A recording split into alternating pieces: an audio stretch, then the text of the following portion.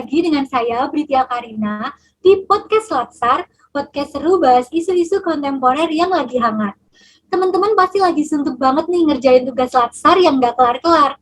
Tapi jangan khawatir, karena podcast ini seru dan menarik banget buat jadi teman tugas kalian semua. Nah, saya nggak sendirian aja nih di sini, karena saya bakal ditemenin dua narasumber yang keren banget, yang bakal ngasih kita informasi-informasi penting malam hari ini. Pasti pada kepo ya, malam hari ini kita bakal bahas apa.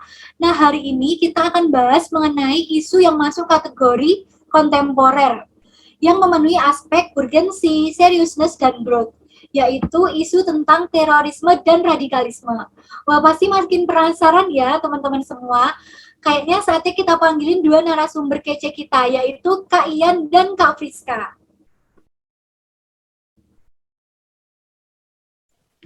Terima kasih Mbak Halo Karin. Kak.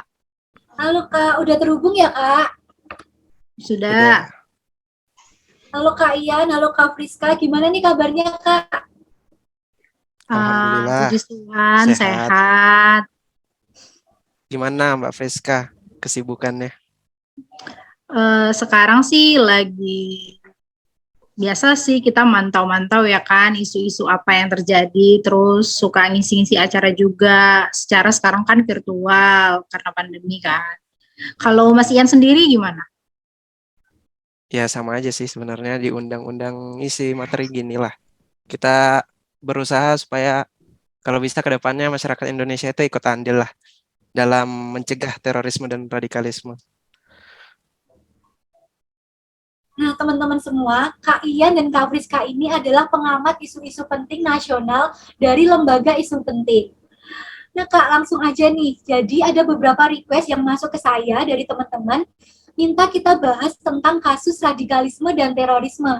Karena emang kasus ini kan cukup tinggi ya, Kak, di Indonesia, dan berpotensi jadi sesuatu masalah yang besar di masa depan. But I hope no ya, Kak. Nah, mungkin Kak Ian dan Kak Friska bisa banget nih ngasih pandangan tentang sebenarnya apa sih terorisme dan radikalisme ini? Terus kondisinya kalau di Indonesia sendiri gimana Kak menurut Kakak? Oke, Mbak Friska, saya mencoba menjawab ya. Izin menjawab. Jadi sebenarnya apa sih radikalisme itu? Kita mulai dari radikalisme. Jadi radikalisme itu mudahnya dia itu bagaimana sikap jika seseorang atau sekelompok orang itu menginginkan perubahan secara total. Dari nilai-nilai yang ada itu mereka secara revolusioner ingin mengubahnya semuanya sekaligus gitu. Nggak mau satu-satu. Jadi maunya cepat. Nah, dalam ingin perubahan ini mereka itu melalui jalan-jalan yang ekstrim. Jadi cara-cara yang mereka lakukan itu ekstrim seperti kekerasan, seperti itu. Nah, jadi radikalisme ini ada 4 cirinya. Kita tuh bisa melihat orang yang terpapar radikalisme itu ciri-cirinya. Pertama, dia itu nggak mau menerima pendapat orang lain. Habis itu yang kedua, dia merasa dirinya itu yang paling benar. Nilai yang dia pegang itu kayak, oh orang lain itu salah semua, gue lah yang paling benar. Habis itu dia membedakan dirinya dibandingkan orang-orang umumnya. Dan yang terakhir, dia itu suka menggunakan paksaan, kekerasan, pokoknya jalan-jalan yang ekstrim lah untuk menyampaikan pendapat dia kepada orang lain. Jadi radikalisme ini ada beragam jenisnya. Misalnya ada radikalisme gagasan. Ya, ini orang-orangnya biasanya memiliki gagasan-gagasan yang dinilai sama orang lain itu radikal. Habis itu ada juga radikalisme separatis, misalnya kayak gitu. Mereka itu ingin memisahkan diri dari Indonesia. Udah direkam. Seperti itu. Habis itu kita sekarang lanjut ke terorisme ya. Tadi kan radikalismenya udah, sekarang terorisme. Apa sih terorisme itu? Terorisme itu menggunakan kekerasan yang jadi membuat orang lain itu takut. Nah, itu sebenarnya takutnya itu mereka gunakan untuk mencapai tujuan yang mereka inginkan. Misalnya tujuan politik atau ideologi begitu. Jadi, di balik sebuah tindakan terorisme itu pasti ada motif yang dituju. Misalnya G30S dulu ya. Ini kan udah umum ya, orang pada tahu. Jadi mereka itu membunuh para pimpinan negara kita dengan tujuan ingin mengubah paham Indonesia menjadi komunis. Jadi kalau untuk bentuk tindakan terorisme ini teman-teman pasti udah tahu. Ya kayak pengeboman, eh penembakan dengan senjata api, gitu kan. Habis itu perampokan itu juga termasuk terorisme. Nah, bagaimana keadaan negara kita ya kan? Untuk sekarang ini sesuai dengan GTI Global Terrorism Index, Indonesia itu berada di peringkat 24 dari 164 negara. Kita berada di nilai 5.5, yaitu di level medium terpapar terorisme.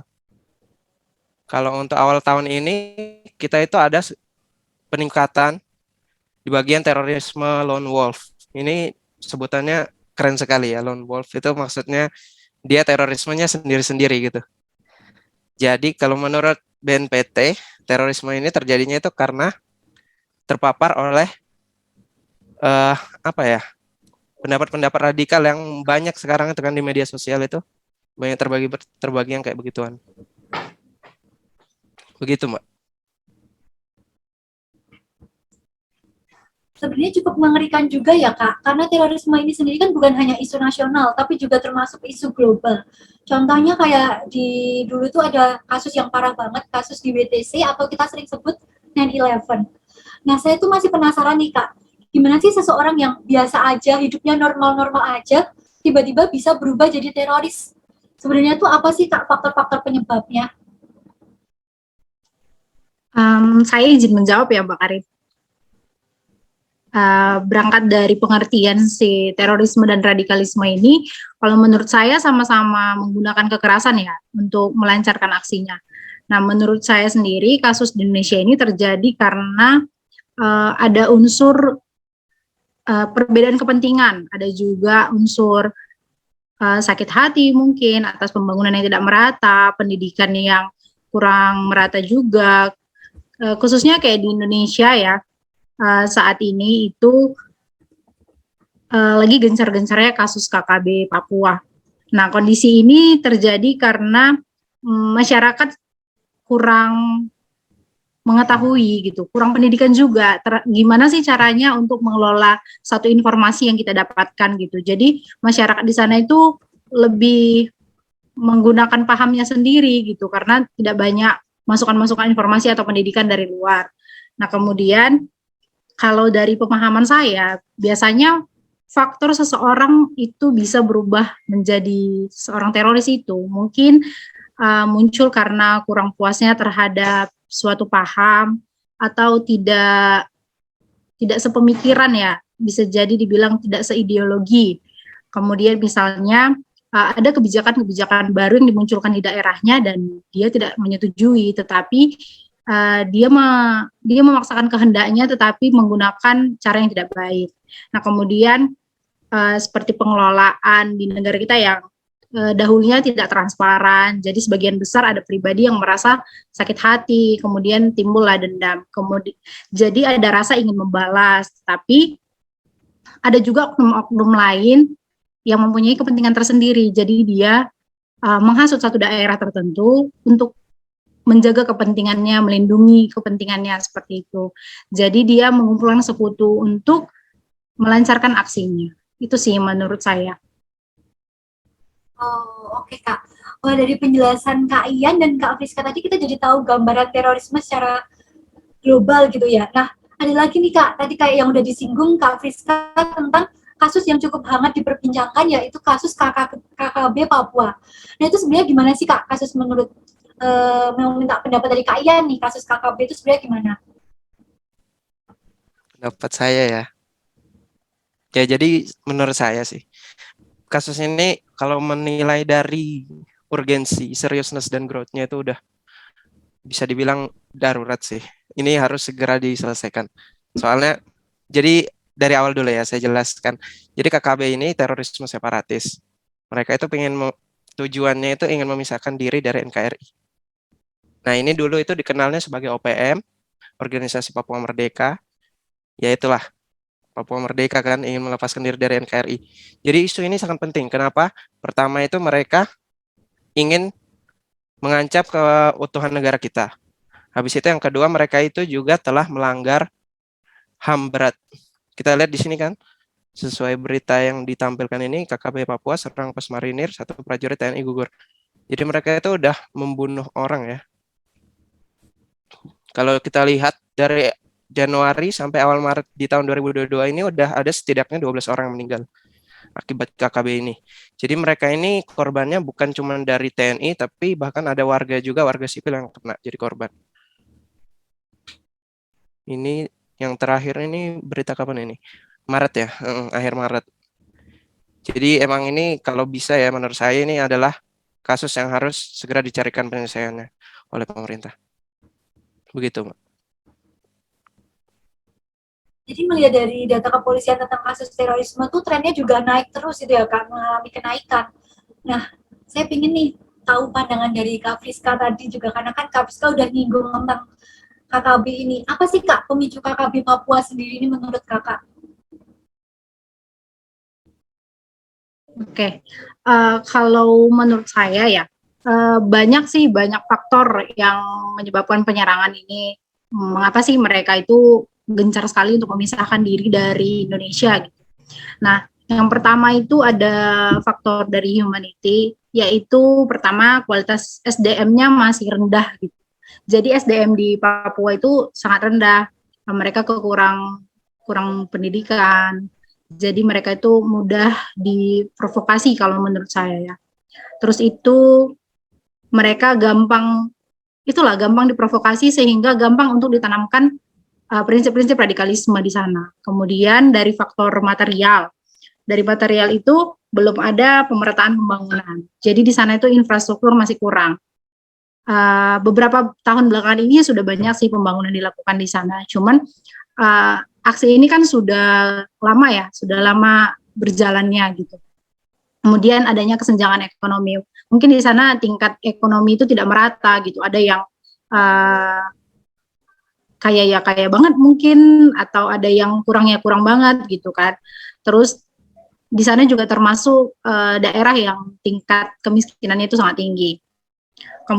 Kemudian dari faktor lingkungan, di lingkungan di sana yang mereka termasuk lingkungan yang diskriminasi terhadap ras. Kemudian tingkat keamanan yang masih rendah dan rendahnya aksesibilitas lingkungan di Papua. Jadi di sana itu banyak daerah-daerah yang mungkin sulit dijangkau gitu. Misalnya kita mau ke satu tempat, kita harus menggunakan transportasi udara baru kita bisa sampai di sana. Kemudian dari faktor caranya, sosialisasi akan cinta tanah air, mungkin bela negara di sana itu belum efektif ya, karena memang pendidikan belum merata gitu. Kemudian kebijakan dana otonomi khusus Papua itu belum merata manfaatnya. Kemudian kurang mediasi dari pemerintah. Jadi dari dulu itu kan mereka itu punya sumber daya alam yang sangat tinggi, tetapi sepertinya mereka itu merasa kalau pemanfaatan sumber daya alam itu hanya untuk daerah-daerah yang maju saja. Sepertinya pemerintah itu hanya mau mengeruk sumber daya alam mereka, tetapi tidak mau untuk memajukan sumber daya manusia mereka, seperti itu. Jadi mereka mungkin merasa dimanipulasi, gitu sih, kalau menurut saya. Oke Kak. Nah, ini kita udah memanas ya, maksudnya kita udah bahas terorisme, radikalisme secara global, sudah masuk ke kasusnya. Nah Kak, kebetulan di podcast kali ini spesial banget, karena kita kedatangan 2 orang pendengar setia yang pingin interaksi dan tanya-tanya langsung ke Kak Ian dan Kak Sela. Nah ini ada 2 penanya kita, yaitu Kak Mentari dan Kak Sela. Halo Kak. Halo. Halo.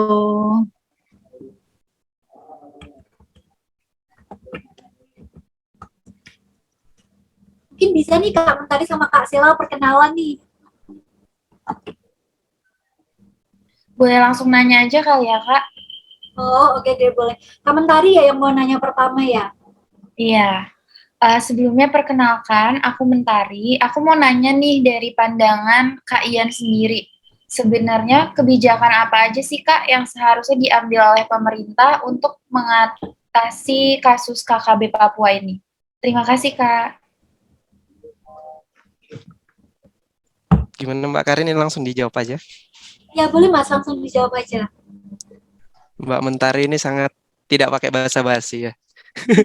Tidak perlu perkenalan, kita langsung aja ya. Ya udah kalau gitu. Bagaimana pandangan saya mengenai apa yang harus lakukan pemerintah gitu ya. Benar ya Mbak Mentari ya? Betul, Mas Ian. Oke.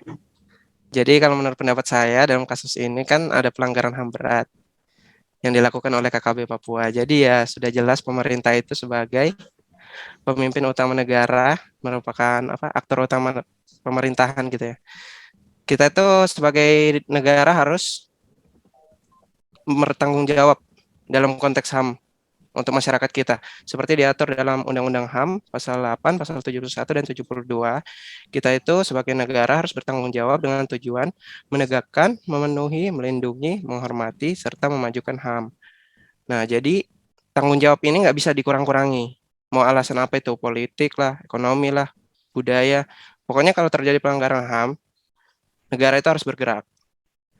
Penegakan dan peradilannya itu harus segera dijalankan.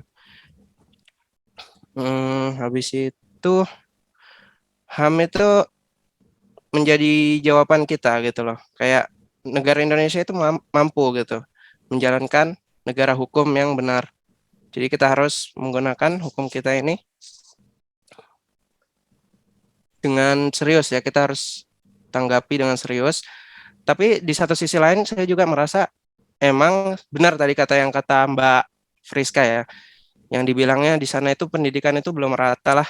Habis itu pendidikannya, habis itu infrastrukturnya juga. Nah itu juga jadi poin untuk pemerintah.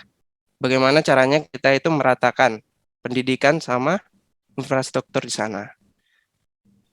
Supaya nantinya ke depannya ini masyarakat itu tidak mudah untuk diberi doktrin-doktrin yang dapat memecah bangsa seperti ini, gitu ya. Begitu sih menurut saya. Gimana komentari, apakah sudah cukup puas dengan jawabannya dari Kak Ian? Iya, cukup. Terima kasih banyak, Mas Ian. Nah, bagus banget ya pertanyaan dari Kak Mentari tadi, ingin tahu tentang kebijakan-kebijakan apa yang perlu diambil oleh pemerintah. Nah, selanjutnya ada juga pertanyaan dari Kak Sela. Kak Sela mungkin bisa Iya. Halo Kakak. Perkenalkan, nama saya Sela.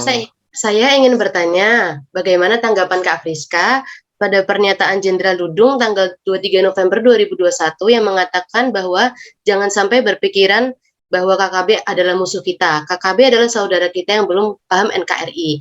Maka dari itu rangkulah mereka dengan kegiatan dan berikan pemahaman. Terima kasih. Terima kasih Kak Sela atas jawabannya. Mbak Karin, boleh saya langsung jawab? Iya, boleh Kak. Oke. Sebenarnya organisasi KKB ini itu sebenarnya memang bisa kita bilang bukan saudaranya NKRI gitu kan. Tetapi orang-orang yang di dalamnya ini adalah warga negara NKRI. Jadi sesama saudara seharusnya kita itu tidak boleh menyerang. Seharusnya kita itu saling menjaga, saling menghormati. Tetapi banyak kepentingan-kepentingan yang mereka anggap kita adalah musuhnya mereka gitu. Jadi sebenarnya kita itu harusnya merangkul mereka gitu, mencoba mendekati mereka, memberikan pemahaman bahwasanya mereka adalah tetap bagian dari NKRI. Namun karena banyaknya kasus-kasus yang terjadi, banyaknya prajurit yang meninggal, banyaknya warga-warga sipil yang ditembak, guru-guru juga, atau fasilitas yang dihancurkan, kita bisa sih menganggap perilaku mereka itu sebagai musuhnya kita, tetapi tetap menganggap mereka itu orang-orang yang di dalam organisasi itu adalah saudara kita. Gimana nih Kak Sela, apakah sudah cukup jawabannya? Sudah cukup Kak, terima kasih Kak Friska. Nah, keren banget ya pertanyaan-pertanyaan hari ini, dan jawabannya juga insightful banget. Nah, nggak kerasa kita udah ngobrol bareng cukup lama, mulai dari pengertian radikalisme, terorisme, sampai bahas kasusnya langsung. Nah, saya mau mengucapkan terima kasih ke Kak Ian dan Kak Sela yang sudah berkenan hadir sebagai narasumber di podcast hari ini. Padahal mungkin kesibukannya lagi banyak banget ya, Kak. Ya, makasih Mbak Sela. Ya, lumayan sih Mbak, tapi ya, kita sama-sama senang gitu bisa kasih informasi. Nah, akhirnya kita udah sampai di penghujung acara. Kayaknya nggak afdal kalau kita nggak pantun nih. Nanti teman-teman sama kakak-kakak bisa jawab cakep ya. Oke. Pergi jalan-jalan ke Kendari. Cakep. Cakep. Jalan-jalannya sama Kak Anya. Cakep. Cakep. Saya Karin pamit undur diri. Sampai berjumpa di podcast-podcast selanjutnya. Yeay. Cakep. Yeay. Terima kasih. Terima Terima kasih kasih. teman-teman. Terima kasih.